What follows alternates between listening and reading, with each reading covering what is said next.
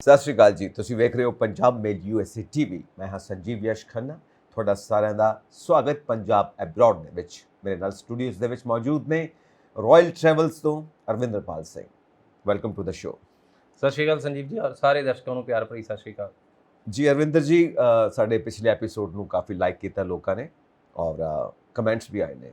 ਜੀ ਸਟੂਡੈਂਟਸ ਵੱਲੋਂ ਕਮੈਂਟਸ ਇਹ ਨੇ ਕਿ ਸਾਨੂੰ ਇਹ ਜਦੋਂ ਵੀ ਅਸੀਂ ਉਹਨਾਂ ਨੂੰ ਕੰਟੈਕਟ ਕਰਦੇ ਹਾਂ ਏਜੰਸੀਜ਼ ਦੇ ਨਾਲ ਕਿ ਅਸੀਂ ਆਪਣੀ ਅਪਾਇੰਟਮੈਂਟਸ ਲੈਣਾ ਚਾਹੁੰਦੇ ਹਾਂ, ਅਪਾਇੰਟਮੈਂਟਸ ਨਹੀਂ ਆਉਂਦੀਆਂ ਪਈਆਂ, ਤਾਂ ਏਜੰਸੀਜ਼ ਅੱਗੋਂ ਕਹਿੰਦੀਆਂ ਨੇ ਕਿ ਹਾਂ ਪੇਡ ਅਪਾਇੰਟਮੈਂਟਸ ਚੱਲਦੀਆਂ ਪਈਆਂ ਨੇ, ਐਮਬੈਸੀ ਜਿਹੜੀ ਆ ਉਹ ਪੈਸੇ ਲੈ ਰਹੀ ਹੈ ਔਰ ਉਸ ਦੇ ਏਵਜ਼ ਦੇ ਵਿੱਚ ਤੁਹਾਨੂੰ ਅਪਾਇੰਟਮੈਂਟ ਦੇ ਰਹੀ ਹੈ। Is it true? ਨਹੀਂ ਸੰਜੀਵ ਜੀ, ਇੱਦਾਂ ਦਾ ਕਦੀ ਨਹੀਂ ਹੁੰਦਾ US ਅੰਬੈਸੀ ਸਭ ਤੋਂ ਵੱਡਾ ਇਮੀਗ੍ਰੇਸ਼ਨ ਡਿਪਾਰਟਮੈਂਟ ਹੈ ਔਰ ਇੱਦਾਂ ਦੀਆਂ ਚੀਜ਼ਾਂ ਕਦੀ ਵੀ ਨਹੀਂ ਹੁੰਦੀਆਂ। ਅਸਲ 'ਚ ਕੀ ਹੈ ਕਿ ਸਟੂਡੈਂਟਸ ਆਲਮੋਸਟ ਸਾਲ ਡੇਢ ਸਾਲ ਤੋਂ ਅਪਾਇੰਟਮੈਂਟਸ ਦੀ ਵੇਟ ਕਰ ਰਹੇ ਸੀ ਔਰ ਜਿੱਦਾਂ ਹੀ ਅਪਾਇੰਟਮੈਂਟਸ ਓਪਨ ਹੋਈਆਂ ਆਪਾਂ ਵੀ ਅਨਾਉਂਸ ਕੀਤਾ ਕਿ ਅਪਾਇੰਟਮੈਂਟਸ ਹੁਣ ਓਪਨ ਹੈ, ਹੁਣ ਬਹੁਤ ਸਟ੍ਰੀਮਲਾਈਨ ਹੋ ਗਿਆ, ਹੁਣ ਲਗਾਤਾਰ ਸਟੂਡੈਂਟਸ ਨੂੰ ਸਲੋਟਸ ਮਿਲ ਰਹੇ ਆ ਤੇ ਕੁਝ ਲੋਕ ਫਾਇਦਾ ਲੈਣ ਦੇ ਚੱਕਰ 'ਚ ਹੈ ਕਿ ਲਾਈਕ ਤੁਹਾਨੂੰ ਕਹਿਤਾ ਕਿ ਤੁਸੀਂ ਸਾਲ ਹੋ ਗਿਆ ਉਡੀਕਦੇ ਨੂੰ ਨਹੀਂ ਮਿਲ ਰਹੀਆਂ, ਲਿਆਓ ਜੀ ਪੈਸੇ ਦਿਓ ਫਿਰ ਕੱਢ ਦਿੰਦੇ ਆ। ਸੋ ਉਹ ਇਸ ਤਰੀਕੇ ਦਾ ਆ, ਦੈਟ ਇਜ਼ ਅਨਐਥੀਕਲ। ਸੋ ਬਹੁਤ ਸਾਰੇ ਸਲੋਟਸ ਓਪਨ ਨੇ। ਸੋ US ਨੇ ਤਕਰੀਬਨ ਜਿਹੜਾ ਆਪਣਾ ਬੈਕਲੌਗ ਆ ਉਹ ਕਾਫੀ ਘਟਾ ਲਿਆ ਆ।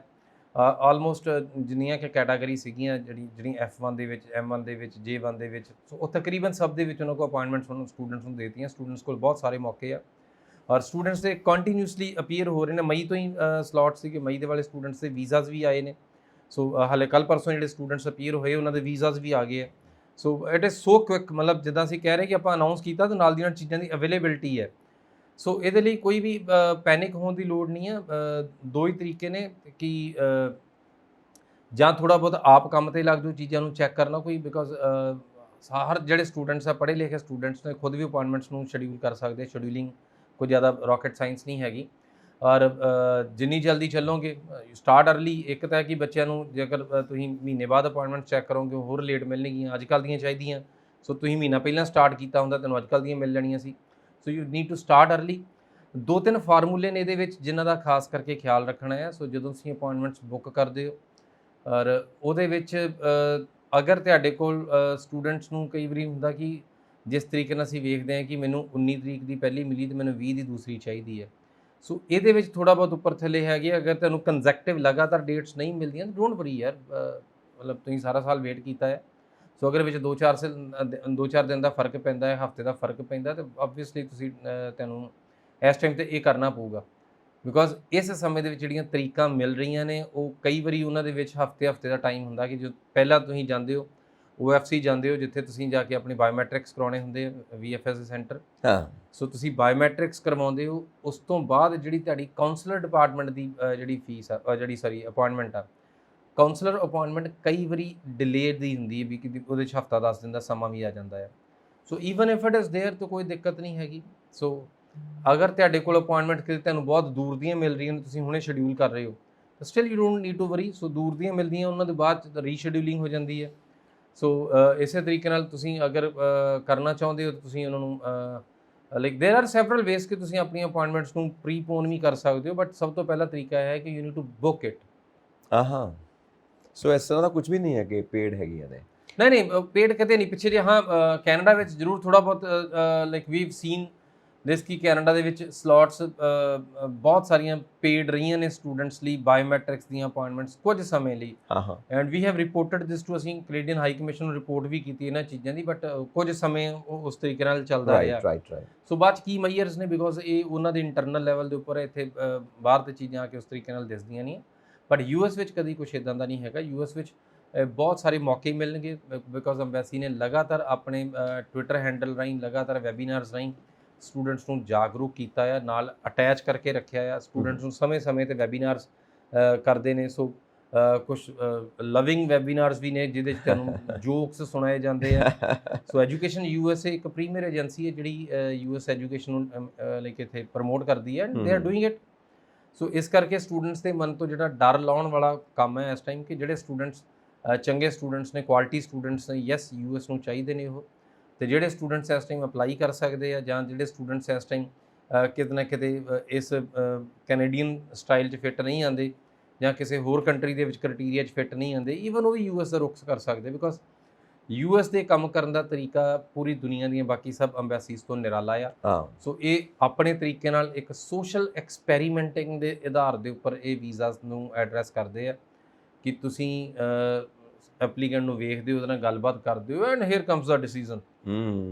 ਸੋ ਪਹਿਲਾਂ ਕੀ ਹੋਇਆ, ਪਿਛਲਾ ਕੀ ਹੋਇਆ, ਉਹ ਸਭ ਤੇ ਮਿੱਟੀ ਪਾਓ। ਸੋ 2-4 ਮਿੰਟ ਗੱਲਬਾਤ ਕੀਤੀ ਐਂਡ ਰਾਈਟ ਟਾਈਮ ਦੇ ਉੱਪਰ ਡਿਸੀਜਨ ਦੇ ਦਿੰਦੇ। ਰਾਈਟ ਸੋ ਕਲੀਅਰ ਹੋ ਗਿਆ ਕਿ ਐਸਾ ਕੁਝ ਵੀ ਨਹੀਂ ਹੈ ਕਿ ਕੁਝ ਪੇਡ ਹੈ, everything is free. Even if somebody is getting problem, ਕਿਸੇ ਨੂੰ ਕੋਈ ਦਿੱਕਤ ਆਉਂਦੀ ਹੈ, ਤੁਸੀਂ ਮਤਲਬ ਸਾਡੇ ਹੈਲਪਲਾਈਨ ਨੰਬਰ ਤੇ ਕਾਲ ਕਰ ਸਕਦੇ ਹੋ and we can also assist. ਅਸੀਂ ਜਿਹੜੇ ਸਾਡੇ ਸਟੂਡੈਂਟਸ ਅਸੀਂ ਸਭ ਨੂੰ appointments we always do it free. So ਉਹਦੇ 'ਚ ਕੋਈ ਦਿੱਕਤ ਨਹੀਂ ਇਦਾਂ ਦੀ ਹੈਗੀ। ਸੋ ਜੋ ਇਹ ਫ੍ਰੀ ਦੀ ਅਪਾਇੰਟਮੈਂਟ ਆ, ਔਰ ਤੁਸੀਂ ਹਮੇਸ਼ਾ ਫ੍ਰੀ 'ਚ ਲੈਂਦੇ ਹੋ ਅਪਾਇੰਟਮੈਂਟ, ਸੋ ਇਹਦਾ ਪ੍ਰੋਸੈਸ ਕੀ ਆ, ਕਿੱਦਾਂ ਇਹ ਸਾਰਾ ਕੁਝ ਅਰੇਂਜ ਕਰਦੇ ਹੋ ਤੁਸੀਂ, ਔਰ ਕਿੱਦਾਂ ਸਟੂਡੈਂਟਸ ਨੂੰ ਬੈਨੀਫਿਟ ਹੋ ਸਕਦਾ ਹੈ? ਸੋ ਵਾਟਸ ਦਾ ਐਗਜ਼ੈਕਟ ਪ੍ਰੋਸੈਸ? ਹਾਂ, ਇਹ ਚੰਗਾ ਆ ਕਿ ਸਾਡੇ ਸਟੂਡੈਂਟਸ ਨੂੰ ਖੁਦ ਵੀ ਪਤਾ ਲੱਗ ਜੇ ਕਿ ਅਪਾਇੰਟਮੈਂਟਸ ਕਿਸ ਤਰੀਕੇ ਨਾਲ ਕਰਨਾ। Yes, very right. ਸੋ ਤੁਸੀਂ ustraveldocs.com ਇਸ ਐਡਰੈਸ ਦੇ ਉੱਪਰ ਜਾਂਦੇ ਹੋ, ਇੱਥੇ ਜਾ ਕੇ ਤੁਸੀਂ ਆਪਣਾ ਪ੍ਰੋਫਾਈਲ ਕ੍ਰੀਏਟ ਕਰਦੇ ਹੋ। ਸੋ ਜਿਹੜੀ ਵੀ ਕੈਟਾਗਰੀ ਤੁਹਾਡੀ ਹੈਗੀ ਆ, ਉਹ 'ਚ ਨਾਨ ਇਮੀਗ੍ਰੈਂਟ ਕੈਟਾਗਰੀ ਸਿਲੈਕਟ ਕਰਨੀ ਹੈ, ਜਿਹੜਾ ਤੁਹਾਡਾ ਸਟੇਟ ਹੈ। ਸੋ ਤੁਸੀਂ ਉਹਦੇ 'ਚ ਜੋ ਤੁਹਾਡੇ ਬੇਸਿਕ ਕ੍ਰੈਡੈਂਸ਼ੀਅਲ ਉਹ ਫਿਲ ਅਪ ਕਰ ਦੇਣੇ ਆ। ਉਸ ਤੋਂ ਬਾਅਦ ਤੁਸੀਂ ਉਹਦੀ ਇੱਕ ਇਨਵੋਇਸ ਜਨਰੇਟ ਕਰਦੇ ਹੋ। ਉਹ ਇਨਵੋਇਸ ਦੇ ਵਿੱਚ ਤੁਹਾਨੂੰ $160 ਪੇ ਕਰਨੇ ਆ। ਉਹ $160 ਤੁਸੀਂ ਐਕਸਿਸ ਬੈਂਕ ਦੇ ਵਿੱਚ, ਇੰਡੀਆ ਦੇ ਵਿੱਚ ਸਾਡਾ ਪ੍ਰੀਮੀਅਮ ਪਾਰਟਨਰ ਹੈ, ਸੋ ਐਕਸਿਸ ਬੈਂਕ ਦੇ ਵਿੱਚ ਤੁਸੀਂ ਜਾ ਕੇ ਯੂਐਸ ਅੰਬੈਸੀ ਦੀ ਫੀਸ ਪੇ ਕਰਨੀ ਹੈ। ਸ਼ੋਰ। ਔਰ ਜਨਰਲੀ ਇਹ ਫੀਸ 1 ਸਾਲ ਲਈ ਵੈਲਿਡ ਰਹਿੰਦੀ ਹੈ। ਔਰ ਉਸ ਤੋਂ ਬਾਅਦ ਤੁਸੀਂ ਪਹਿਲਾਂ ਸੀਗਾ ਕਿ ਔਨ ਐਂਡ ਆਫ ਅਲੱਗ-ਅਲੱਗ ਟਾਈਮਾਂ ਦੇ ਉੱਪਰ ਤੁਸੀਂ ਉਸ ਪੋਰਟਲ ਨੂੰ ਚੈੱਕ ਕਰਨਾ ਹੈ। ਸੋ ਉਹਦੇ 'ਚ ਲੇਟ ਨਾਈਟ ਵੀ ਅਪਾਇੰਟਮੈਂਟਸ ਮਿਲਦੀਆਂ ਨੇ, ਦਿਨ ਦੇ ਟਾਈਮ ਵੀ ਅਪਾਇੰਟਮੈਂਟਸ ਮਿਲਦੀਆਂ ਨੇ, ਬਟ ਕੰਟੀਨਿਊਸਲੀ ਹਮੇਸ਼ਾ ਖੁੱਲੀਆਂ ਰਹਿਣ ਇਦਾਂ ਦਾ ਨਹੀਂ ਹੁੰਦਾ। ਸੋ ਇਸੇ ਕਰਕੇ ਜਦੋਂ ਤੁਸੀਂ ਚੈੱਕ ਕਰਦੇ ਹੋ, ਤੁਹਾਨੂੰ ਲੱਗਦਾ ਇੱਕ ਦੋ ਵਾਰੀ ਚੈੱਕ ਕੀਤਾ ਤੁਹਾਨੂੰ ਨਹੀਂ ਮਿਲੀ, ਤਾਂ ਦੈਨ ਯੂ ਬਿਲੀਵ ਕਿ ਸ਼ਾਇਦ ਇਹ ਪੈਸੇ ਦੇ ਕੇ ਲੈਣੀ ਪੈਣੀ ਹੈ। ਸੋ ਤੁਸੀਂ ਸ਼ੁਰੂ ਦੇ ਵਿੱਚ ਜਦੋਂ ਉਸ ਸੈਕਸ਼ਨ ਦੇ ਵਿੱਚ ਜਾਂਦੇ ਹੋ, ਬਿਲੀਵ ਮੀ, ਬੁੱਕ ਐਨੀ ਅਪਾਇੰਟਮੈਂਟ। ਕੋਈ ਵੀ ਤਰੀਕ ਤੁਹਾਨੂੰ ਮਿਲਦੀ ਹੈ, ਚਾਹੇ ਦਸੰਬਰ ਦੀ ਮਿਲਦੀ, ਚਾਹੇ ਸਤੰਬਰ ਦੀ ਮਿਲਦੀ, ਜਦੋਂ ਦੀ ਵੀ ਮਿਲਦੀ ਬੁੱਕ ਕਰ ਲੈਣੀ। ਨਾਰਮਲੀ ਸਟੂਡੈਂਟ ਛੱਡ ਦਿੰਦੇ ਨੇ ਕਿ ਯਾਰ ਇੰਨੀ ਦੇਰ ਬਾਅਦ ਦੀ ਨਹੀਂ ਚਾਹੀਦੀ, ਮੈਨੂੰ ਤਾਂ ਹੁਣੇ ਦੀ ਚਾਹੀਦੀ ਆ। ਸੋ ਦੇ ਲੀਵ ਇਟ। ਸੋ ਜਿਹੜੀ ਵੀ ਤਰੀਕ ਮਿਲੇ ਉਹਨੂੰ ਚੱਕ ਲੈਣਾ ਹੈ। ਸੋ ਉਸ ਤੋਂ ਬਾਅਦ ਅਗਰ ਤੁਹਾਡੇ ਕੋਲ ਅਰਜੈਂਸੀ ਹੈਗੀ ਹੈ, ਸਪੋਜ਼ ਕਰੋ ਤੁਹਾਡੇ ਕੋਲ I-20 ਆ ਗਈ, ਸਪੋਜ਼ ਕਰੋ ਤੁਹਾਡੇ ਕੋਲ ਜਾਣ ਦਾ ਕੋਈ ਵੀ ਜਿਹੜਾ ਤਰੀਕਾ ਸੀਗਾ, ਚਾਹੇ ਲਾਈਕ ਤੁਹਾਡੇ ਕੋਲ ਬਾਹਰੋਂ ਪੇਪਰ ਆ ਗਏ, ਸੋ ਉਹਨਾਂ ਪੇਪਰ ਦੀ ਕਾਪੀ ਦੇ ਨਾਲ ਤੁਸੀਂ ਅੰਬੈਸੀ ਨੂੰ ਭੇਜ ਸਕਦੇ ਹੋ। ਔਰ ਤੁਸੀਂ ਐਮਰਜੈਂਸੀ ਅਪਾਇੰਟਮੈਂਟ ਵੀ ਰਿਕੁਐਸਟ ਕਰ ਸਕਦੇ ਹੋ। ਐਮਰਜੈਂਸੀ ਅਪਾਇੰਟਮੈਂਟ ਫਿਰ ਜਿਹੜੀ ਪਿਛਲੀ ਅਪਾਇੰਟਮੈਂਟ ਤੁਹਾਡੇ ਕੋਲ ਸਪੋਜ਼ ਦਸੰਬਰ, ਨਵੰਬਰ, ਅਕਤੂਬਰ ਦੀ ਕਦੀ ਵੀ ਹੋਈ ਪਈ ਹੈ, ਸੋ ਉਹਦੇ ਲਈ ਤੁਹਾਨੂੰ ਅੰਬੈਸੀ ਅਗੇਨ ਈਮੇਲ ਕਰੇਗੀ, ਜਾਂ ਤੁਹਾਡਾ ਪਲੀਆ ਰਿਜੈਕਟ ਕਰ ਦਿੱਤਾ ਜਾਊਗਾ ਕਿ ਨਹੀਂ, ਵੀ ਡਿਸਐਗਰੀ ਬਿਕੋਜ਼ ਬਹੁਤ ਸਾਰੇ ਸਟੂਡੈਂਟਸ ਕਿਊ ਦੇ ਵਿੱਚ ਨੇ and you are one of those guys only, ਅਸੀਂ ਤੈਨੂੰ ਨਵਾਂ ਸਲੋਟ ਨਹੀਂ ਦੇ ਰਹੇ, so you need to go with it. ਇੱਕ ਤਰੀਕਾ ਇਹ ਹੋਏਗਾ, ਮਤਲਬ this is kind of rejection ਕਿ ਤੁਸੀਂ ਐਮਰਜੈਂਸੀ ਰਿਕੁਐਸਟ ਪਾਈ ਸੀ ਤਾਂ ਉਹ ਰਿਜੈਕਟ ਹੋ ਗਈ। ਦੂਸਰਾ ਤਰੀਕਾ ਹੈ ਕਿ ਉਹ ਅਪਰੂਵਲ ਆ ਜਾਏਗਾ। ਇਨ ਕੇਸ ਅਪਰੂਵਲ ਆਏਗਾ ਕਿ ਉਹਦੇ 'ਚ ਤੁਹਾਨੂੰ ਫਿਰ ਉਹ ਅੰਬੈਸੀ ਐਕਸਕਲੂਸਿਵ ਓਪਨ ਕਰੇਗੀ ਤੁਹਾਡੇ ਲਈ, ਕਿ ਤੁਹਾਡੇ ਨਾਲ ਉਹ ਲਾਈਕ ਜਿਹੜਾ ਤੁਹਾਡਾ ਅਕਾਊਂਟ ਹੈ ਉਸ ਲੌਗਇਨ ਦੇ ਵਿੱਚ ਤੁਹਾਨੂੰ ਇਕੱਲਿਆਂ ਨੂੰ ਅਪਾਇੰਟਮੈਂਟ ਦਿਸੇਗੀ। ਸੋ ਨੇੜੇ ਦੀ ਤੁਸੀਂ ਉਹਨੂੰ ਇਕੱਲੇ ਬੁੱਕ ਕਰ ਸਕਦੇ ਹੋ। ਇਹ this is how emergency works. So emergency appointments ਜਦੋਂ ਤੁਸੀਂ ਰਿਕੁਐਸਟ ਕਰ ਰਹੇ ਹੋ, ਜਦੋਂ ਤੁਸੀਂ ਐਮਰਜੈਂਸੀ ਅਪਾਇੰਟਮੈਂਟ ਲੈ ਰਹੇ ਹੋ, ਇੰਨਾ ਖਿਆਲ ਰੱਖਣਾ ਉਸ ਟਾਈਮ ਦੇ ਉੱਪਰ ਆਪਣੀ ਜਿਹੜੀ ਪਿਛਲੀ ਅਪਾਇੰਟਮੈਂਟ ਉਹ ਕੈਂਸਲ ਨਹੀਂ ਕਰ ਦੇਣੀ। ਓਕੇ। ਬਿਕੋਜ਼ ਅਗਰ ਤੁਸੀਂ ਉਹ ਕੈਂਸਲ ਕਰ ਦਿੱਤੀ ਤੇ ਤੁਸੀਂ ਅਧਿਕਾਰ ਗਵਾ ਦੋਗੇ, ਅਧਿਕਾਰ ਖੋ ਦੋਗੇ ਆਪਣੀ ਐਮਰਜੈਂਸੀ ਸ਼ਡਿਊਲਿੰਗ ਦਾ।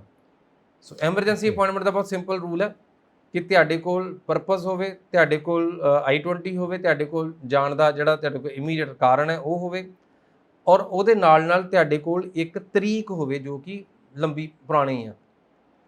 ਸੋ ਐਮਰਜੈਂਸੀ ਇਸ ਕੀ ਜਿਹੜੀ ਪ੍ਰੀਵੀਅਸ ਅਪਾਇੰਟਮੈਂਟ ਆ ਉਹਦੀ ਸ਼ਡਿਊਲਿੰਗ ਤੁਸੀਂ ਹੁਣ ਕਰਨੀ ਹੈ। Okay. So in case you don't have a date, ਫਿਰ ਤੁਹਾਡੀ ਐਮਰਜੈਂਸੀ ਨਾਮ ਦੀ ਕੋਈ ਚੀਜ਼ ਨਹੀਂ ਹੈ। ਔਰ ਅਗਰ ਤੁਸੀਂ ਕੈਂਸਲ ਕਰ ਦਿੰਦੇ ਹੋ, ਐਮਰਜੈਂਸੀ ਪਾ ਕੇ ਮੈਂ ਕੈਂਸਲ ਕਰ ਦੇਵਾਂ, ਤਾਂ ਵੀ ਉਹ ਸਲੋਟ ਚਲਾ ਜਾਏਗਾ। So it is only available ਅਗਰ ਤੁਹਾਡੇ ਕੋਲ ਆਪਣੀ ਐਮਰਜੈਂਸੀ ਹੈਗੀ, ਐਮਰਜੈਂਸੀ ਨੂੰ ਕੈਂਸਲ ਨਹੀਂ ਕਰਨਾ until you get a new appointment. So previous ਜਿਹੜੀ ਤੁਸੀਂ ਬੁੱਕ ਕੀਤੀ ਵੀ ਉਹ ਉੱਦਾਂ ਦੀ ਉੱਦਾਂ ਹੀ ਰੱਖੋਗੇ। ਔਰ ਇਹਦੇ ਵਿੱਚ ਕੋਈ ਬਹੁਤ ਜ਼ਿਆਦਾ ਰਾਕਟ ਸਾਇੰਸ ਨਹੀਂ ਹੈਗੀ। ਤੁਸੀਂ ਜਿੱਦਾਂ ਹੀ ਪੋਰਟਲ 'ਤੇ ਜਾਓਗੇ ਤੁਹਾਨੂੰ ਬਹੁਤ ਸਾਰੀਆਂ ਚੀਜ਼ਾਂ ਆਟੋਮੇਸ਼ਨ ਦੇ ਵਿੱਚ ਮਿਲਦੀਆਂ ਜਾਣਗੀਆਂ। ਐਂਡ ਬਾਈ ਯੈਸ, ਆਪਣੀ ਅਪਾਇੰਟਮੈਂਟ ਬੁੱਕ ਕਰੋ, ਉਸ ਤੋਂ ਬਾਅਦ ਅੰਬੈਸੀ ਜਾਓ, ਔਰ ਜਦੋਂ ਅੰਬੈਸੀ ਜਾਂਦੇ ਹੋ ਐਕਚੁਅਲ ਕੰਮ ਫਿਰ ਉੱਥੇ ਸ਼ੁਰੂ ਹੁੰਦਾ ਹੈ।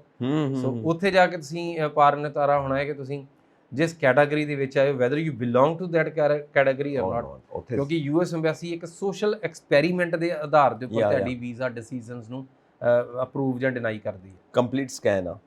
ਸੋ ਇਹਦੇ ਵਿੱਚ ਤੁਸੀਂ ਵਿਦਆਊਟ ਐਨੀ ਮੀਡੀਓਕਰ ਸਟੂਡੈਂਟਸ ਜੋ ਨੇ ਉਹ ਡਾਇਰੈਕਟ ਅਪਾਇੰਟਮੈਂਟ ਆਪਣੀ ਲੈ ਸਕਦੇ ਨੇ। ਯੈਸ, ਅਪਾਇੰਟਮੈਂਟ ਲੈ ਸਕਦੇ ਨੇ। ਯੈਸ, ਔਰ ਐਡਮਿਸ਼ਨ ਟਾਈਮ ਸਟੂਡੈਂਟਸ ਨੂੰ ਕਾਫੀ ਮੁਸ਼ਕਲਾਂ ਆਉਂਦੀਆਂ ਨੇ, ਦਿੱਕਤਾਂ ਆਉਂਦੀਆਂ ਨੇ। ਸੋ I-20s is not that easy. ਹਾਂ, ਕਈ ਸਟੂਡੈਂਟ ਸਮਾਰਟ ਨੇ ਕਿ ਉਹ I-20s ਵੀ ਖੁਦ ਪ੍ਰੋਸੈਸ ਕਰ ਲੈਂਦੇ ਨੇ, ਬਟ ਮੈਜੋਰਿਟੀ ਆਫ ਸਟੂਡੈਂਟਸ ਲਈ it's not that easy. So like ਉਹ ਅਗਰ ਉਹਨਾਂ ਨੇ ਉਹ ਸੈਕਸ਼ਨ ਆਪਣਾ ਕੰਪਲੀਟ ਕਰ ਲਿਆ, ਇਫ ਦੇ ਗੋਟ I-20s, ਤੇ ਯੈਸ ਜਿਹੜੀ ਅਪਾਇੰਟਮੈਂਟ ਫਿਕਸ ਕਰਨਾ ਫਿਰ ਕੋਈ ਬਹੁਤ ਵੱਡਾ ਚੈਲੰਜ ਉਹਨਾਂ ਲਈ ਰਹਿ ਨਹੀਂ ਜਾਂਦਾ ਫਿਰ। ਸੋ ਇਹ ਤਾਂ ਹੋ ਗਿਆ ਕਿ ਅਪਾਇੰਟਮੈਂਟ ਹੋ ਗਈ, ਤੇ ਜਿਹੜੇ ਅਪਾਇੰਟਮੈਂਟ ਤੋਂ ਬਾਅਦ ਕਲੀਅਰ ਹੋ ਗਏ ਐਮਬੈਸੀ ਤੋਂ, ਉਹ ਹੋ ਗਏ ਕਲੀਅਰ, ਚਲੋ ਉਹ ਤੇ ਹੁਣ ਚਲੇ ਗਏ, ਜਹਾਜ਼ ਚੜ੍ਹ ਗਏ। ਜੋ ਕਲੀਅਰ ਨਹੀਂ ਹੋਏ, ਰਿਫਿਊਜ਼ ਹੋ ਗਏ।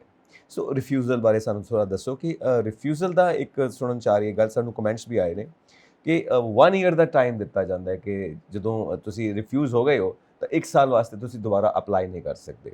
ਉਹਨੂੰ 1 ਈਅਰ ਕਿੱਦਾਂ ਕਾਊਂਟ ਕਰਨਾ, ਇੱਕ ਤਾਂ ਉਹ ਗੱਲ ਕਲੀਅਰ ਕਰੋ ਕਿ ਪੂਰਾ ਕੈਲੰਡਰ ਈਅਰ ਹੈ 1 ਜਨ ਤੋਂ ਲੈ ਕੇ 31 ਦਸੰਬਰ, ਰਾਈਟ, ਜਾਂ ਫਿਰ ਫਾਈਨੈਂਸ਼ੀਅਲ ਈਅਰ ਆ, ਉਹ ਵੀ 1 ਈਅਰ ਬਣਦਾ, ਜਾਂ ਫਿਰ ਜਿਸ ਦਿਨ ਨੂੰ ਉਹਦੀ ਰਿਫਿਊਜ਼ਲ ਹੋਈ ਹੈ ਉੱਥੋਂ 1 ਈਅਰ ਹੈ ਉਹਦਾ, ਕਿ ਉਹ 1 ਈਅਰ ਵਾਸਤੇ ਨਹੀਂ ਆਏਗਾ। ਜਾਂ ਫਿਰ ਇਹ ਟਰਮ ਹੈ ਵੀ ਕਿ ਨਹੀਂ ਕਿ 1 ਈਅਰ ਵਾਸਤੇ ਇਹ ਜਿਹੜਾ ਕਿਹਾ ਜਾਂਦਾ ਇਹ ਹੈ ਵੀ ਕਿ ਨਹੀਂ, ਕਿ ਐਵੇਂ ਇੱਕ ਅਫਵਾਹ ਹੈ ਜਿਵੇਂ ਉਹ ਪਹਿਲਾਂ ਕਿਹਾ ਗਿਆ ਕਿ ਪੇਡ ਅਪਾਇੰਟਮੈਂਟਸ ਹੈਗੀਆਂ ਨੇ। ਜੀ ਨਹੀਂ, ਇਹ 'ਚ ਕੋਈ ਮਿਥ ਨਹੀਂ ਹੈਗਾ, ਇਹ ਸੱਚ ਹੈ। ਬਿਕੋਜ਼ US ਐਮਬੈਸੀ ਇਸ ਸਾਲ ਡਿਸਕਰੇਜ ਕਰ ਰਹੀ ਹੈ ਕਿ ਜਿਹੜੀਆਂ ਐਪਲੀਕੈਂਟਸ ਬਾਰ-ਬਾਰ ਆਉਂਦੇ ਆ। ਸੋ ਇਸ ਕਰਕੇ ਪਿੱਛੇ ਰਸ਼ ਵੀ ਹੈ, ਔਰ ਇਹ ਮੇਰੀ ਥੋੜੀ ਸਮਝ ਤੋਂ ਬਾਹਰ ਵੀ ਹੈ, ਬਿਕੋਜ਼ ਇਹ ਪਹਿਲੀ ਵਾਰੀ US ਐਮਬੈਸੀ ਨੇ ਇਸ ਤਰੀਕੇ ਨਾਲ ਕੀਤਾ। ਅੱਜ ਤੱਕ ਕਦੀ ਹਿਸਟਰੀ 'ਚ ਇਹਨਾਂ ਡਿਸਕ੍ਰਿਮੀਨੇਸ਼ਨ ਨਹੀਂ ਕੀਤੀ, ਚਾਹੇ ਤੁਸੀਂ ਮਲਟੀਪਲ ਟਾਈਮਸ US ਐਮਬੈਸੀ ਹੁੰਦੇ ਸੀ, ਯੂ ਆਰ ਪੇਇੰਗ ਯੂਰ ਫੀ, ਤੁਹਾਡੇ ਕੋਲ ਤੁਸੀਂ ਐਮਬੈਸੀ ਫੀਸ ਪੇ ਕਰਕੇ ਤੁਹਾਡੇ ਕੋਲ ਕੌਂਸੂਲੇਟ ਜਾਣ ਦਾ ਅਧਿਕਾਰ ਹੋ ਜਾਂਦਾ ਸੀ। ਸ਼ੋ ਸੋ ਇਹ ਪਹਿਲੀ ਵਾਰੀ ਹੈ ਕਿ ਦਿਸ is kind of discrimination also, ਕਿ ਜਿਹਦੇ ਵਿੱਚ ਉਹਨਾਂ ਨੇ ਇੱਕ ਵਾਰੀ ਸਟੂਡੈਂਟ ਚਲਾ ਗਿਆ, ਸਪੋਜ਼ ਕਰੋ ਸਟੂਡੈਂਟ ਨਰਵਸ ਸੀਗਾ, ਨਹੀਂ ਟ੍ਰੇਨ ਹੋ ਕੇ ਗਿਆ, ਨਹੀਂ ਆਊਟਸਟੈਂਡਿੰਗ ਪਰਫਾਰਮ ਕੀਤਾ, ਤੇ ਮੁੜ ਕੇ ਉਹਨੂੰ ਤੁਸੀਂ ਡਿਪਰਾਈਵ ਕਰ ਦਿਓ ਕਿ 1 ਸਾਲ ਐਮਬੈਸੀ ਨਹੀਂ ਆ ਸਕਦਾ। ਸੋ ਇਹ ਥੋੜ੍ਹਾ ਜਿਹਾ ਮਤਲਬ ਖਤਰਨਾਕ ਹੈ। ਔਰ ਇਹ ਜਿੰਨੀਆਂ ਕਿ ਵੀ ਚੇਂਜਸ ਨੇ, ਇਹ 31 ਦਸੰਬਰ 22 ਤੱਕ ਨੇ। ਸ਼ੋ ਸੋ 31 ਦਸੰਬਰ 22 ਤੱਕ ਇਹਨਾਂ ਨੇ ਕਈ ਚੇਂਜਸ ਕੀਤੀਆਂ ਨੇ। ਸੋ 31 ਦਸੰਬਰ 22 ਤੱਕ ਹੀ ਤੁਹਾਡੇ ਕੋਲ ਡ੍ਰੌਪ ਬਾਕਸ ਫੈਸਿਲਿਟੀ ਹੈ। ਸੋ 31 ਦਸੰਬਰ 22 ਤੱਕ ਹੀ ਤੁਹਾਡੇ ਕੋਲ ਜਿਹੜੀਆਂ ਰਿਸਟ੍ਰਿਕਸ਼ਨ ਰਹੇਗੀ। ਹਾਂ, ਇਹ ਹੋ ਸਕਦਾ ਹੈ ਕਿ ਰਿਸਟ੍ਰਿਕਸ਼ਨ ਉਸ ਤੋਂ ਪਹਿਲਾਂ ਵੀ ਚੱਕੀ ਜਾਵੇ।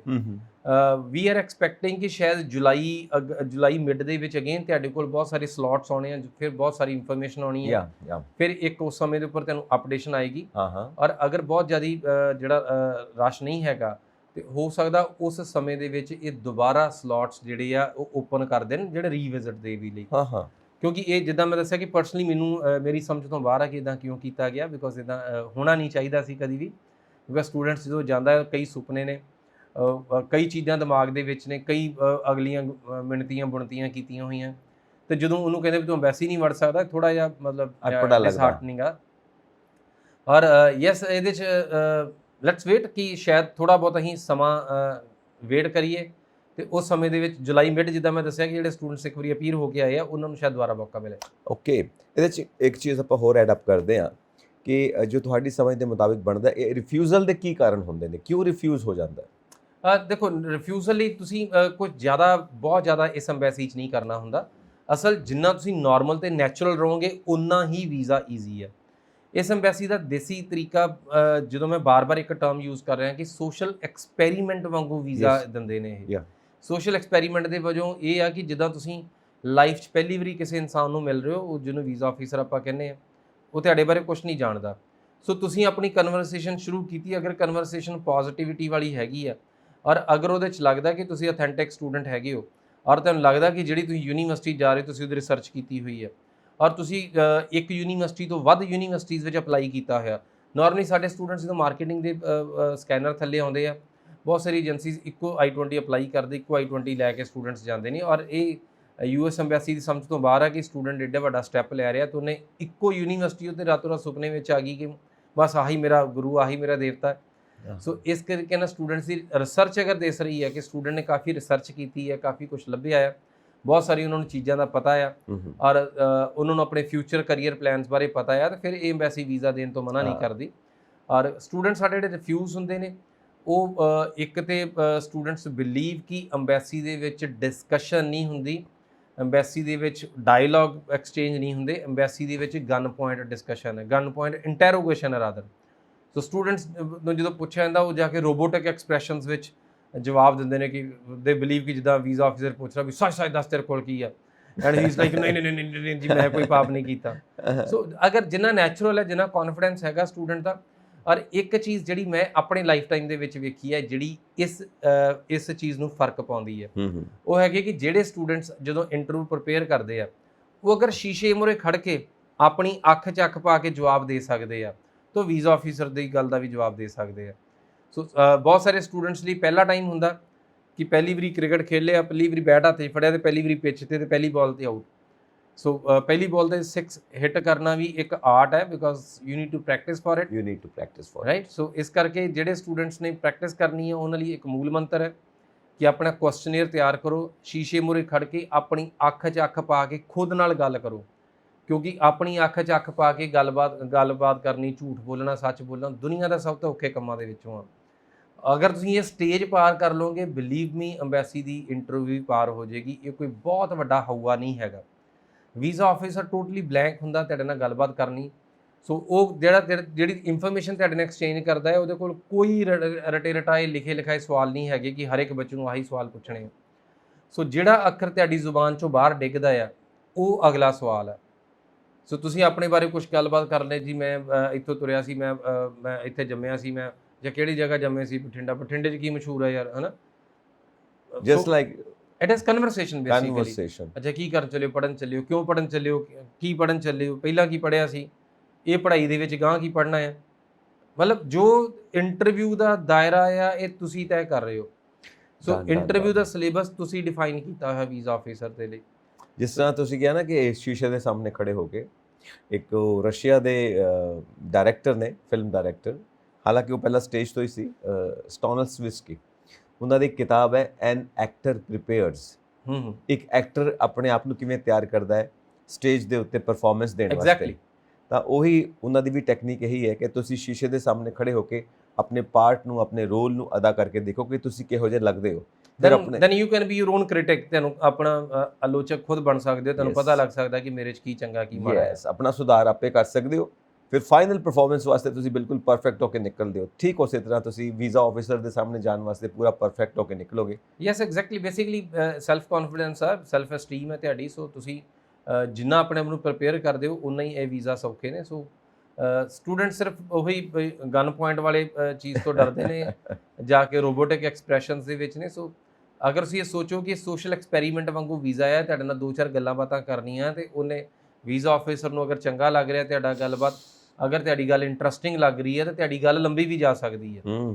ਸੋ ਅਗਰ ਤੁਹਾਡੇ ਕੁਐਸਚਨਸ ਜਿਹੜੇ ਆਨਸਰਸ ਉਹ ਇੰਟਰਸਟਿੰਗ ਨੇ, ਐਂਟਰਟੇਨਿੰਗ ਨੇ, ਸੋ ਆਬਵੀਅਸਲੀ ਵੀ ਹੋਰ ਗੱਲਬਾਤ ਤੁਹਾਡੇ ਨਾਲ ਕੀਤੀ ਜਾ ਸਕਦੀ ਹੈ। ਬਿਲਕੁਲ ਸਹੀ ਗੱਲ ਹੈ। ਜਿੰਨੀ ਪੋਜ਼ਿਟਿਵਿਟੀ ਆਪਣਾ এনवायरमेंट 'ਚ, ਜਿੰਨੀ ਪੋਜ਼ਿਟਿਵਿਟੀ ਤੁਹਾਡੇ ਦੋਨਾਂ ਦੇ ਦਰਮਿਆਨ ਜਿਹੜਾ এনवायरमेंट ਉਹ 'ਚ ਕ੍ਰੀਏਟ ਕਰਕੇ ਰੱਖੋਗੇ, ਉਨਾ ਹੀ ਵੀਜ਼ਾ ਵੱਲ ਨੂੰ ਸਟੈਪਸ ਨੇ। ਸਹੀ ਗੱਲ ਹੈ। ਤੁਸੀਂ ਵੈਸੇ ਵੀ ਕਿਸੇ ਨਾਲ ਬੈਠੇ ਹੋ ਨਾ, ਤੇ ਤੁਸੀਂ ਉਹਨੂੰ ਐਂਟਰਟੇਨ ਕਰੋ, ਉਹਦਾ ਗੱਲਾਂ ਬਾਤਾਂ ਦੇ ਵਿੱਚ ਉਹਨੂੰ ਮਜ਼ਾ ਆਵੇ, ਤਾਂ ਉਹ ਤੁਹਾਡੇ ਨਾਲ ਬੈਠਣਾ ਪਸੰਦ ਕਰੇਗਾ।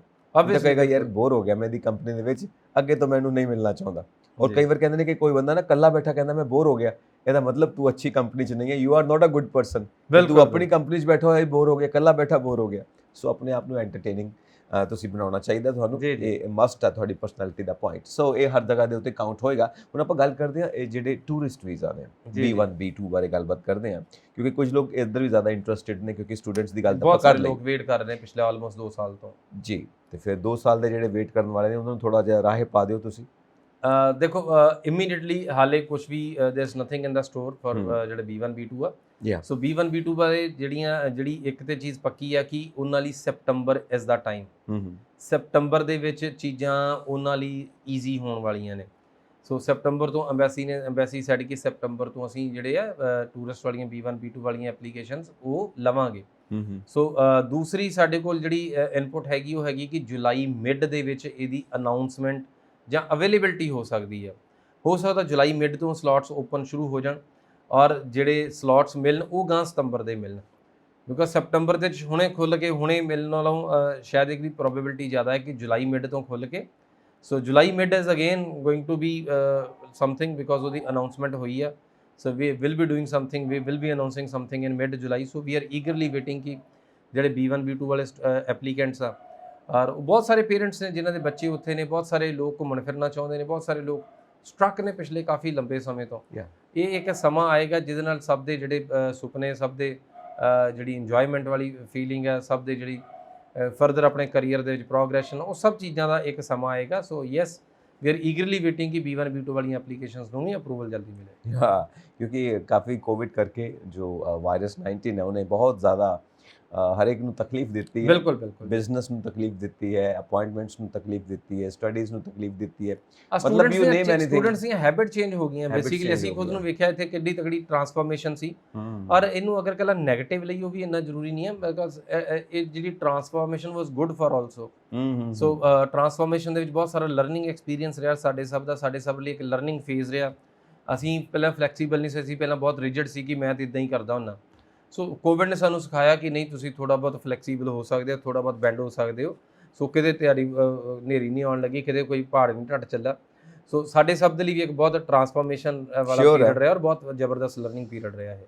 ਔਰ ਮੈਂ ਵੀ ਖੁਦ ਫੀਲ ਕਰਦਾ I am a changed person. ਜੋ 19 ਵਾਇਰਸ ਤੋਂ ਪਹਿਲਾਂ ਸੀ ਮੈਂ, ਔਰ ਉਸ ਐਵਰੀਬਾਡੀ ਇਜ਼ ਚੇਂਜਡ ਨਾਓ, ਕਿਉਂਕਿ ਹਰ ਇੱਕ ਦੇ ਅੰਦਰ ਨਾ ਕਿ ਪੇਸ਼ੈਂਸ ਟਾਈਪ ਦਾ ਇੱਕ ਆ ਗਿਆ ਹੈ।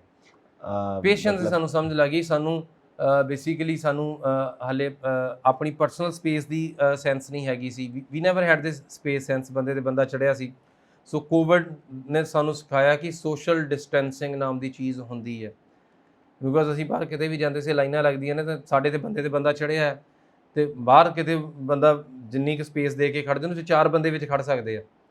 ਸ਼ੋਰ। ਸੋ ਸਪੇਸ ਸੈਂਸ ਇੱਕ ਜ਼ਬਰਦਸਤ ਚੀਜ਼ ਹੈ ਜਿਹਨੂੰ ਮੈਂ ਬਹੁਤ ਪੋਜ਼ਿਟਿਵਲੀ ਲੈਣਾ ਜੋ ਇਸ ਸਮੇਂ ਦੇ ਵਿੱਚ। ਇਹਦੇ ਵਿੱਚ ਇੱਕ ਜਿਹੜਾ ਸ਼ਬਦ ਆਪਾਂ ਇਸਤੇਮਾਲ ਕਰਦੇ ਹਾਂ ਨਾ, ਸੋਸ਼ਲ ਡਿਸਟੈਂਸਿੰਗ, ਔਰ ਕਈ ਐਕਸਪਰਟਸ ਔਰ ਕਈ ਲੋਕ ਇਹ ਮੰਨਦੇ ਨੇ ਯਾਰ ਇਹਦੇ ਥਾਂ ਤੇ ਯੂਜ਼ ਕਰੋ ਫਿਜ਼ੀਕਲ ਡਿਸਟੈਂਸ, ਨਾਟ ਸੋਸ਼ਲ ਡਿਸਟੈਂਸਿੰਗ। ਸੋਸ਼ਲੀ ਸਾਨੂੰ ਦੂਰ ਨਹੀਂ ਹੋਣਾ ਚਾਹੀਦਾ, ਸੋਸ਼ਲੀ ਅਸੀਂ ਬਾਉਂਡਿੰਗ ਸਾਡੀ ਬਹੁਤ ਜ਼ਬਰਦਸਤ ਬਣ ਗਈ ਹੈ। That is something very creative. So physical distancing ਉੱਤੇ ਆਪਾਂ ਕੰਮ ਕਰੀਏ। So it's very nice. So ਹੋਰ ਕੁਝ ਨਵੀਂ ਚੀਜ਼ ਜੋ ਤੁਸੀਂ ਸਾਡੇ ਸਟੂਡੈਂਟਸ ਨੂੰ ਦੱਸਣਾ ਚਾਹੋ, ਜੋ ਮੈਂ ਨਹੀਂ ਪੁੱਛੀ, ਤੁਸੀਂ ਆਪ ਕਲੀਅਰ ਕਰ ਦਿਓ, ਔਰ ਨਾਲ ਟੂਰਿਸਟ ਵੀਜ਼ਾ ਬਾਰੇ ਵੀ। ਸਟੂਡੈਂਟਸ ਲਈ ਬਹੁਤ ਇੰਪੋਰਟੈਂਟ ਹੈ ਕਿ ਅਗਰ US ਐਮਬੈਸੀ ਦਾ ਰੁੱਖ ਕਰਦੇ ਨੇ ਤਾਂ ਸਧਾਰਨ ਤਰੀਕੇ ਦੀ ਐਮਬੈਸੀ ਆ।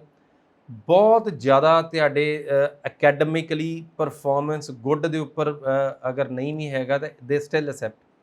ਸੋ ਯੂਨੀਵਰਸਿਟੀਜ਼ ਨੂੰ ਅਪਲਾਈ ਕਰਨੀ ਹੈ, don't bank upon just single university, multiple universities ਵਿੱਚ ਅਪਲਾਈ ਕਰੋ। ਸ਼ੋ ਯੂਰ ਜਿੰਨੀਆਂ ਅਸੈਪਟੈਂਸ ਕਿੱਥੋਂ ਹੋਈ ਹੈ, ਸ਼ੋ ਯੂਰ ਰਿਜੈਕਸ਼ਨਸ ਕਿੱਥੋਂ ਹੋਈ ਹੈ। ਸੋ ਤੁਹਾਡੀ ਪਰਫਾਰਮੈਂਸ ਦੱਸਦੀ ਹੋਵੇ ਕਿ ਤੁਹਾਡੀ ਅਲੱਗ-ਅਲੱਗ ਯੂਨੀਵਰਸਿਟੀ ਤੁਹਾਡਾ ਕਿਸ ਤਰੀਕੇ ਨਾਲ ਲਾਈਕ ਜਿਹੜਾ ਐਪਲੀਕੇਸ਼ਨ ਗਈ ਹੈ ਔਰ ਕੀ ਉਹਦੀ ਸਟੇਜਸ ਰਹੀਆਂ ਨੇ। ਔਰ ਔਨ ਟਾਪ ਆਫ ਇਟ ਕਿ ਤੁਸੀਂ ਇੱਕ ਚੀਜ਼ ਹਮੇਸ਼ਾ ਸੋਚਣੀ ਹੈ ਜਦੋਂ ਵੀਜ਼ਾ ਆਫਿਸਰ ਦੇ ਸਾਹਮਣੇ ਹੋ। ਸੋ ਉਹਨੂੰ ਅਸੀਂ ਬੋਲਦੇ ਨੇ ਪ੍ਰੋਗਰੈਸ਼ਨ। ਸੋ ਪ੍ਰੋਗਰੈਸ਼ਨ 2 ਤਰੀਕੇ ਦੀ ਹੈ ਜਿਹੜੀ ਪ੍ਰੂਵ ਕਰਨੀ ਹੈ। ਪ੍ਰੋਗਰੈਸ਼ਨ 2 ਤਰੀਕੇ ਦੀ ਹੈ। ਵਨ ਇਜ਼ ਅਕੈਡਮਿਕ ਪ੍ਰੋਗਰੈਸ਼ਨ, ਜੋ ਪ੍ਰੂਵ ਕਰਨੀ ਹੈ। ਅਕੈਡਮਿਕ ਪ੍ਰੋਗਰੈਸ਼ਨ ਕੀ ਹੁੰਦਾ ਕਿ ਤੁਸੀਂ 10th ਕੀਤੀ, ਉਸ ਤੋਂ ਬਾਅਦ ਆਬਵੀਅਸਲੀ 11th ਕੀਤੀ, ਉਸ ਤੋਂ ਬਾਅਦ ਆਬਵੀਅਸਲੀ 12th ਹੈ, 12ਵੀਂ ਕੀਤੀ, ਉਸ ਤੋਂ ਬਾਅਦ BA ਆ। ਇਹਨੂੰ ਅਸੀਂ ਬੋਲਦੇ ਹਾਂ ਅਕੈਡਮਿਕ ਪ੍ਰੋਗਰੈਸ਼ਨ। ਸ਼ੋਰ। ਔਰ ਯੈਸ, ਇਹ ਕਾਫੀ ਈਜ਼ੀ ਆ ਪ੍ਰੂਵ ਕਰਨੇ ਬਿਕੋਜ਼ ਇਹ ਦਿਸ ਵੀ ਜਾਂਦੀ ਹੈ। ਦੂਸਰੀ ਹੁੰਦੀ ਕਿ ਜਿਹੜੇ ਸਟੂਡੈਂਟਸ ਕੋਲ ਗੈਪਸ ਨੇ, ਜਿਹੜੇ ਸਟੂਡੈਂਟਸ ਕੋਲ ਜ਼ਿਆਦਾ ਲੰਬਾ ਸਮਾਂ ਪੜ੍ਹਾਈ ਤੋਂ ਲਾਂਭੇ ਨੇ, ਫਿਰ ਉਹਦੇ 'ਚੋਂ ਕਈ ਸਟੂਡੈਂਟਸ ਨੇ ਕੰਮਕਾਰ ਕੀਤਾ ਹੋਇਆ। ਸੋ ਪਹਿਲਾਂ ਪੜ੍ਹੇ ਸੀ, ਫਿਰ ਵਿਹਲੇ ਰਹੇ, ਫਿਰ ਕੰਮਕਾਰ ਕੀਤਾ, ਫਿਰ ਕੰਮ ਤੋਂ ਬਾਅਦ ਅੱਜ ਦੁਬਾਰਾ ਪੜ੍ਹਨ ਦੀ ਵਾਰੀ ਆ ਰਹੀ ਹੈ। ਸੋ ਵੀ ਕਾਲ ਇਟ ਕਰੀਅਰ ਪ੍ਰੋਗਰੈਸ਼ਨ। ਸੋ ਅਗਰ ਤੁਸੀਂ ਕਰੀਅਰ ਪ੍ਰੋਗਰੈਸ਼ਨ ਪ੍ਰੂਵ ਕਰ ਪਾ ਰਹੇ ਹੋ ਕਿ ਤੁਸੀਂ ਜੋ ਪੜ੍ਹਿਆ ਉਹਦੇ ਨਾਲ ਤੁਹਾਡੇ ਕਰੀਅਰ ਨੂੰ ਬੈਨੀਫਿਟ ਹੋਇਆ, ਔਰ ਯੈਸ ਜੋ ਅੱਜ ਪੜ੍ਹਨ ਜਾ ਰਹੇ ਹੋ ਉਹਦੇ ਨਾਲ ਤੁਹਾਡੇ ਜਿਹੜੇ ਪ੍ਰਪੋਜ਼ਡ ਜਿਹੜਾ ਫਿਊਚਰ ਹੈ ਉਹਦੇ ਵਿੱਚ ਡੈਫੀਨੇਟਲੀ ਜਿਹੜਾ ਇਕਨੋਮਿਕਲੀ ਫਰਕ ਪੈਣ ਵਾਲਾ ਆ। ਤਾਂ ਯੈਸ ਤੁਸੀਂ ਇੱਕ ਸਟੈਪ ਵੀਜ਼ਾ ਵੱਲ ਨੂੰ ਹੋ।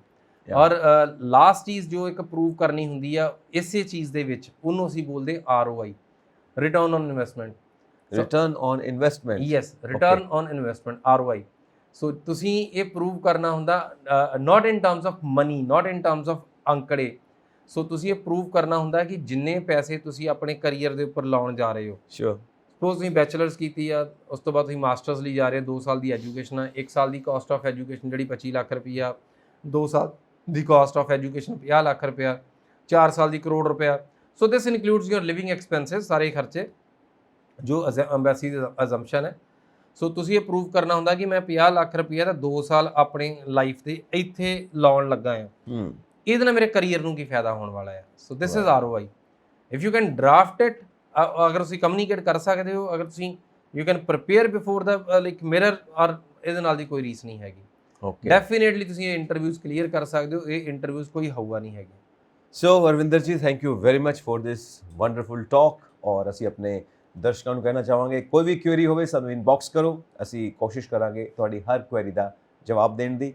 ਰਵਿੰਦਰ ਜੀ ਇਜ਼ ਹੇਅਰ, ਸੋ ਹਰ ਤਰ੍ਹਾਂ ਦਾ ਕੁਐਸਚਨ ਅਸੀਂ ਜ਼ਰੂਰ ਐਕਸੈਪਟ ਕਰਾਂਗੇ। Thank you very much. ਔਰ ਰਵਿੰਦਰ ਜੀ once again thank you very much. ਬਹੁਤ ਸ਼ੁਕਰੀਆ ਸਰ, ਬਹੁਤ ਸ਼ੁਕਰੀਆ। ਔਰ ਅਸੀਂ ਆਪਣੇ ਦਰਸ਼ਕਾਂ ਨੂੰ ਇਹ ਵੀ ਕਹਿਣਾ ਚਾਹਾਂਗੇ, ਅਸੀਂ ਹਮੇਸ਼ਾ ਤੁਹਾਡਾ ਸ਼ੁਕਰੀਆ ਅਦਾ ਕਰਦੇ ਹਾਂ ਕਿ ਤੁਸੀਂ ਪੰਜਾਬ ਐਬਰੋਡ ਦਾ ਹਿੱਸਾ ਬਣਦੇ ਹੋ। ਹੋਰ ਅਪਡੇਟਸ ਦੇ ਲਈ ਵੇਖਦੇ ਰਹੋ ਪੰਜਾਬ ਮੇਲ USA TV। ਸਤਿ ਸ਼੍ਰੀ ਅਕਾਲ ਜੀ। ਸਤਿ ਸ਼੍ਰੀ ਅਕਾਲ।